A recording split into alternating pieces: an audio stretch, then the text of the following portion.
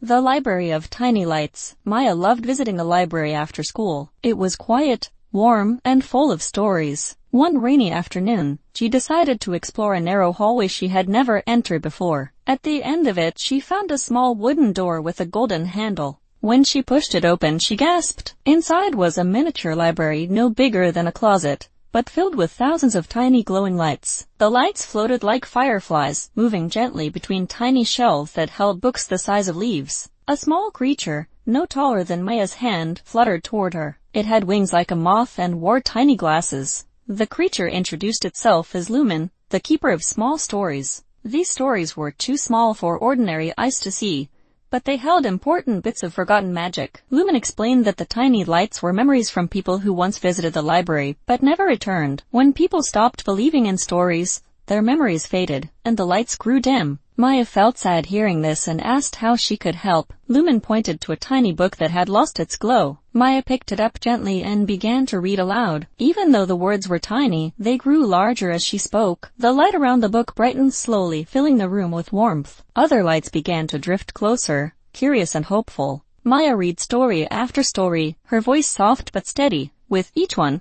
more lights brightened, floating higher like stars returning to the night sky. Lumen smiled proudly, his little glasses shining. When Maya finished, the miniature library was glowing brighter than ever before. Lumen thanked her and gave her a tiny bookmark shaped like a golden leaf. He told her the door would always appear whenever the tiny stories needed her. Maya returned to the main library, feeling warm and filled with wonder. The small wooden door closed gently behind her, blending into the wall as if it had never existed. But Maya knew the truth. From that day on, she visited often, reading small stories and keeping the tiny lights bright. And whenever she read at night, she felt tiny sparks glowing around her, as if the stories were thanking her for giving them life again.